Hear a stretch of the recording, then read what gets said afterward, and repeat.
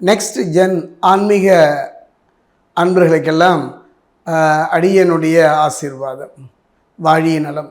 அந்த வகையில் பார்க்கும் பொழுது மனித வாழ்வை பொறுத்த வரைக்கும் ஒரு போராட்டம் நிறைந்த ஒரு வாழ்வாகத்தான் போய்விடுகின்றது. பிறப்பில் இருந்து அவன் ஒரு நிலையை அடைகின்ற வரை எத்தனை விதமான போராட்டங்களை அவன் சந்திக்கின்றான். துரோகங்கள், ஏமாற்றங்கள், சந்தோஷங்கள் இன்று ஒவ்வொன்றும் அவன் வாழ்விலே கலந்து விளையாடுகின்றது. அப்படிப்பட்ட ஒரு மனிதன் ஒரு நம்பிக்கை, அந்த நம்பிக்கையை அவன் இறைவன் மீது வைக்கின்றான். இறைவன் சார்ந்த இறைவனாய் அம்சமாகிய அந்த நவகிரகங்களின் மீது வைக்கின்றான். அதைத்தான் ஜோதிடம் என்பார்கள். அந்த வகையில் பார்க்கும்பொழுது நமக்கு நம்பிக்கை இருக்கோ இல்லையோ நவகிரகங்களும் நம்மை நகர்த்தி கொண்டு தான் இருக்கின்றன. அந்த வகையில் பார்க்கும்பொழுது நவகிரகங்களை பொறுத்த வரைக்கும் பலம் வாய்ந்த கிரகம், பலம் குறைந்த கிரகம் என்றெல்லாம் இல்லை. நம்முடைய கர்மாவுக்கேற்ற பலனை அந்தந்த காலகட்டத்தில் அவை தந்து கொண்டு தான் இருக்கின்றன. அந்த வகையில் பார்க்கும் பொழுது கர்மாவினுடைய கர்த்தா என்று சொல்லக்கூடிய சனி பகவான். அதே நேரத்தில் பார்த்தீங்கன்னா குரு, ஒரு மனிதனுடைய வாழ்க்கையில் நல்ல மனைவி, நல்ல பிள்ளை, நல்ல தொழில், நல்ல வாழ்க்கை அமைய வேண்டுமானால் இவருடைய பார்வை தேவை. அந்த வகையில் பார்க்கும்பொழுது சொல்வார்கள், கிராமப்புறங்களிலே தாயோடு சுவையும், தந்தையோடு துணையும், மனைவியோடு மானமும், குருவோடு எல்லாமும் போய்விட்டது என்று சொல்வார்கள். ஆக ஒரு குரு ஒருவனே அனைத்தையும் திருப்பி தரக்கூடியவன். அந்த வகையில் பார்க்கும்போது குரு, ஜோதிட சாஸ்திரத்தில் குருவின் பார்வைக்கு அவ்வளவு சிறப்புங்க. அந்த வகையில் பார்க்கும்பொழுது சமீபத்தில் தான் நம்ம சனிப்பெயர்ச்சியை கடந்து நம்மை நோக்கி அது நகர்ந்து வந்து கொண்டே இருக்கின்றது. கர்மாவின் பலனை தந்து கொண்டிருக்கிறது. அந்த வகையில் பார்க்கும்பொழுது குரு பயிற்சி, குரு பகவானை பொறுத்த வரைக்கும் ஒரு கிரகத்திலிருந்து இன்னொரு கிரகத்துக்கு மாறுவதற்கு குறைஞ்சமான ஒரு காலம் தான். அந்த வகையில் பார்க்கும்போது திருக்கணிதம், வாக்கியம், இந்த ரெண்டும் தான் எடுத்துக்கொள்ளப்படுகின்றது.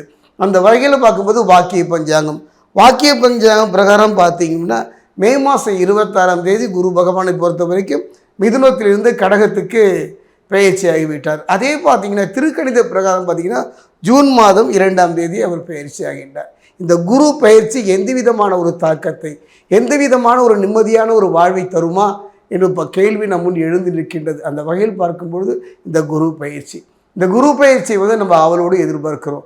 அரசியல் மட்டுமல்ல, ஆன்மீகம் மட்டுமல்ல, தொழில் மட்டுமல்ல, நம்முடைய வாழ்வுக்கு இந்த குரு பயிற்சி மிகப்பெரிய ஒரு மாற்றத்தை தருமா? தரும். காரணம் என்னன்னா, மிதுனம் என்பது புதனுடைய இடம். அந்த இடத்தில் இருந்து அவர் இப்போ பார்த்தீங்கன்னா சந்திரன் மனோகாரனுடைய இடத்தை நோக்கி அவர் நகர்ந்து விட்டார். இது எவ்வாறு இருக்கும், எந்த விதமாக நம் வாழ்வை நடத்தி தரும் என்பதைத்தான் நம்ம சோடி பிரசன்னத்தில் பார்க்க போகிறோம். என்னுடைய அனுபவத்தில் பார்த்தீங்கன்னா குரு பகவானை பொறுத்த வரைக்கும் 3 கிரகங்கள் இங்கே, சூரியன், சந்திரன், அதே நேரத்தில் பார்த்தீங்கன்னா செவ்வாய், இவர்களாம் நண்பர்களாக இருக்கின்றார்கள். நண்பர்களாக இருந்தாலும் கூட இந்த சோடி பிரசன்னம் என்பது ஒரு அற்புதமான ஒரு கலை. அதாவது இந்த சோடி பிரசன்னம் என்பது ஆழ் மனத ரகசியங்களையும் எப்பொழுதோ செய்த கர்மாவின் பலனையும் கணித்து சொல்லக்கூடியது தான். அந்த வகையில் சனி பகவானுடைய நிலையையும் குரு பகவானுடைய நிலையையும் வைத்து இப்போ நான் சோழி பிரசனம் பார்க்க போகிறேன். 12 ராசி 27 நட்சத்திரத்துக்கு. அதே நேரம் ஜனன காலத்தில் குருவினுடைய அமைப்பு சரியாக அமர்ந்து விட்டால் அற்புதம். அவ்வாறு அமையவில்லை என்றால் சில மேடு பள்ளங்களை நாம் கடந்துதான் வர வேண்டும். அந்த வகையில் பார்க்கும் பொழுது இந்த குரு பகவானுடைய பார்வை அப்படின்னு எடுத்துக்கிட்டிங்கன்னா, குருவினுடைய பார்வை எடுத்துக்கிட்டா 5, 7, 9, இந்த 5, 7, 9 குருவின் பார்வை படுகின்ற இடம் அற்புதம். அந்த அற்புதமான இந்த குருவினுடைய பார்வை, இந்த குரு பெயர்ச்சி 2026 எவ்வாறு இருக்கும் என்பதை இப்போ நம்ம சோழி பிரசனத்தில் பார்க்க போகிறோம். ரிஷபராசி அன்பர்களே, 2026 குரு பெயர்ச்சி எவ்வாறு இருக்கும் என்று பார்ப்பதை விட சற்று கவனமாக இதை நம்ம ஆராய்ந்து பார்க்கணும். ஏதோ இந்த நிலையெல்லாம் நாம் கடந்து விடுபவர்கள், எதிர்பார்த்தது அத்தனையும் அற்புதமாக நடந்துவிடும் என்று சொல்வதை விட இருப்பதை இழக்காமல் இருப்பதே சிறப்பல்லவா? அந்த வகையில் பார்க்கும்போது ஒரு நல்ல மாற்றம் தரக்கூடிய ஒரு காலமாகத்தான் அமைகின்றது. குரு பகவானை பொறுத்த வரைக்கும், ரிஷபத்தை பொறுத்த வரைக்கும் 3ல் தைரிய குருவாக இருக்கின்றார். தைரிய குரு இதுவரை வாழ்க்கையிலையும் சரி, தொழிலையும் சரி, ஒரு போராட்டத்தை மட்டுமே சந்தித்து வந்தவங்க வாழ்க்கையிலுக்கு நிம்மதியான ஒரு தருணம், ஒரு நல்ல மாற்றத்தை நோக்கி நடைபெறுகின்ற ஒரு தருணம், மதில் மேல் பூனையாக வளமா இடமா என்று குழம்பிய நிலை மாறி தெல்ல தெளிவான ஒரு முடிவு எடுக்கக்கூடிய ஒரு நல்ல காலகட்டமும் இந்த காலகட்டம் தான். அதே நேரம் சனி பகவானை பொறுத்த வரைக்கும் சனியினுடைய பார்வை 3, 7, 10 அல்லவா? அவர் பார்த்தீங்கன்னா அந்த தான் இருக்கும் இடத்திலிருந்து சனியினுடைய பார்வை இருப்பதனால குடும்பத்தில் வீண் வம்பு வழக்குகள் வந்து போகும். கணவன் மனைவிக்குள்ளே சின்ன சின்ன கருத்து வேறுபாடுகள் வந்தாலும் கூட அந்த நிலை மாறுவதற்கான ஒரு நல்ல சூழ்நிலையை குரு பகவான் அமைத்து தருவார். நான் சொன்னேன் அல்லவா, தைரிய குருவாக. இதுவரை என்ன செய்ய போகிறோம்? நம் வாழ்வு இவ்வளவுதானா? நம்மை விட அறிவும் திறமையும் உள்ளவர்கள் எல்லாம் பின்னோக்கி முன்னோக்கி போகின்றார்களே, நாம் இன்னும் அதே இடத்தில் தானே இருப்போம். நம் வாழ்வில் ஒரு நிம்மதி கிடைக்காதா என்ற கலங்கியவர்களுக்கெல்லாம் ஒரு நல்ல மாற்றம், ஒரு நல்ல முன்னேற்றம், தொட்டது தொடங்கக்கூடிய அற்புதமான ஒரு நிலை தானே. குரு பகவானே இந்த ஒரு தைரியத்தை தரக்கூடிய ஒரு நிலை என்பதெல்லாம் ஒரு பொன் வைக்கும் இடத்துல ஒரு பூ வைக்கிற மாதிரி ஒரு நல்ல மாற்றத்தையும் ஒரு நல்ல முன்னேற்றத்தையும் பெறக்கூடிய அருமையான ஒரு சந்தர்ப்ப சூழ்நிலை அமையுமா என்பதை இப்போ நம்ம பார்க்கலாம்.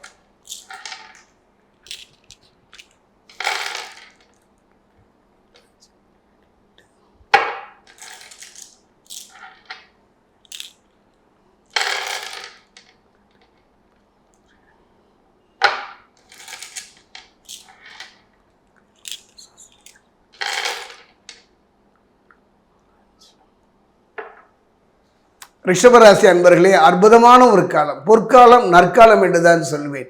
இந்த வார்த்தை வர்றதுங்கிறது எவ்வளவு கஷ்டம் தெரியுங்களா? உங்கள் கண்களில் இருந்து கண்ணீர் மட்டுமா வந்தது, செந்நீரே வந்து விட்டது. போராட்டம் நிறைந்த ஒரு வாழ்வு, ஜான் ஏறினால் முடம் சலுக்குகின்ற ஒரு காலகட்டம். தொழிலும் சரி, வாழ்க்கையிலும் சரி, ஒரு கடுமையான போராட்டத்துக்கு எல்லாரும் நிம்மதி இல்லாமல் சிலரெல்லாம் தலைமறைவு வாழ்க்கை வாழ்கின்ற ஒரு காலகட்டம். அப்படிப்பட்ட ஒரு நிலை மாறும். வாங்கிய கடனை அடைக்க முடியாமல் போராடிய ஒரு காலகட்டம். இந்த நிலை மாறுகின்ற ஒரு அற்புதம் என்று தான் நான் சொல்வேன். குருவின் பார்வையை விட அவருக்கு பார்த்தீங்கன்னா ரிஷபத்தில் 3ல் அவர் தைரிய குருவாக இருக்கின்றார். ஒரு குருவே நமக்கு தைரியத்தையும் தன்னம்பிக்கையும் தருகின்றார். இனி தொட்டது துலங்கும், எழுத்து போராடுகின்ற ஒரு மன வலிமை. அதாவது வீழ்வது பெருசல்ல, வீழ்ந்து கிடப்பது தானே. அந்த வகையில் நிமிர்ந்து தன்னம்பிக்கையோடு நடைபெறுகின்ற ஒரு நல்ல மாற்றமும் ஒரு நல்ல முன்னேற்றம். குடும்பத்தில் நிலவி வந்த குழப்பங்கள் எல்லாம் படியாக மாறுவதை நீங்கள் உங்கள் வாழ்க்கையில் சந்திக்கலாம். அதே நேரம் நீண்டடித்த வம்பு வழக்குகளிலிருந்து விடுதலை பெறக்கூடிய அற்புதமான தருணம். சிலரெல்லாம் பார்த்தீங்கன்னா குடும்பத்தை பிரிந்து தவித்து போயிருப்பார்கள். அந்த நிலை மாறும். தவித்தவன் வாய்க்கு தண்ணீர் போடவும், பசித்தவன் வயிற்றுக்கு ஒரு கவலம் உணவு போடவும், தனித்த வனத்திலே இருப்பவனுக்கு ஒரு ஆறுதல் தரவும் கூடக்கூடிய ஒரு நல்ல மாற்றத்தை, ஒரு நல்ல முன்னேற்றத்தை தரக்கூடிய ஒரு அருமையான சந்தர்ப்பம் இந்த காலகட்டம். குரு பகவானை பொறுத்த வரைக்கும் அந்த 3 ஒவ்வொரு மனிதர், அதாவது இந்த குருவை பொறுத்த வரைக்கும் அந்த 3ஆம் இடம் என்பது ஒரு அற்புதத்தை தரக்கூடியது. அதிலும் பார்த்தீங்கன்னா ரிஷபராசியை பொறுத்த வரைக்கும் பார்த்தீங்கன்னா குடும்பம், வாக்கு ஸ்தானம். காரணம் என்னன்னு பார்த்தீங்கன்னா சனி பகவான் தருகின்ற தடைகளில் இருந்தெல்லாம் மாறுகின்ற ஒரு குடும்பத்தில் நிலவி இந்த குழப்பத்தை மாற்றுவார். சனி பகவான் தருகின்ற பாதிப்புகளிலிருந்து உங்களை காக்கின்ற ஒரு கவசமாக இருப்பார். கொடுத்த வாக்கை காப்பாற்ற முடியாமல் போராடிய உங்களுக்கு கொடுத்த வாக்கை காப்பாற்றுகின்ற அற்புதமான ஒரு தருணம். போதாத ஒரு மனிதனுக்கு அந்த நயம் என்பார்கள் அல்லவா, கொடுத்த வாக்கை காப்பாற்றுகின்ற தொழிலில் வாழ்க்கையில் ஒரு நல்ல முன்னேற்றத்தை தரக்கூடிய ஒரு அருமையான சந்தர்ப்பம். அதே நேரத்தில் சனி பகவானை பொறுத்த வரைக்கும் லாப சனியாகத்தானே இருக்கின்றார். ஆக குருவும் சனியும் சேர்ந்து உங்கள் வாழ்க்கையில் ஒரு நல்ல முன்னேற்றத்தை நோக்கி கை காட்டுகின்றார்கள். அருமையான சந்தர்ப்பம் தானே. வாழ்க்கையில் இழந்ததை திரும்ப பெறக்கூடிய ஒரு நல்ல மாற்றத்தையும் முன்னேற்றத்தையும் தரக்கூடிய ஒரு தருணம் இந்த குரு பயிற்சி 2026. யாருக்குன்னு பார்த்தீங்கன்னா ரிஷபத்திற்கு தானே.